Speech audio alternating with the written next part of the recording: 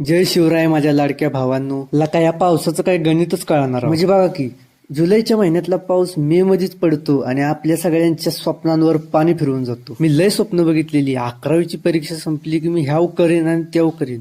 कशाचं काय सगळा सत्यानाश. लका या पावसाचं काय गणितच कळणार. त्यामुळे पेरायचं वांद झालं. म्हणलं जाऊन बघावं वावरात गाजबीत आहे का नाही. दादाला म्हणलं चल गाडी घे ना बघून येऊ. इकडे तर वेगळाच विषय. अख्खं आभाळ ठासून भरलो होतं. दादा गाडी हाणत होता पण मी मात्र आपलं निसर्गाचा आनंद घेतो. आम्ही वावराकडे चाललोच होतो तेवढ्यात गाडी बुकबुक करायला लागली. दादाला म्हणलं आता आलोच तर चल पेट्रोल तरी भरून घेऊ. आता पेट्रोल भरून आम्ही सरळ वावराकडे गेलो. मग म्हणलं पहिल्याच चपल्या काढून ठेवतो कारण की औस पुनवत वावरात गेलो पाय भरणारच ना.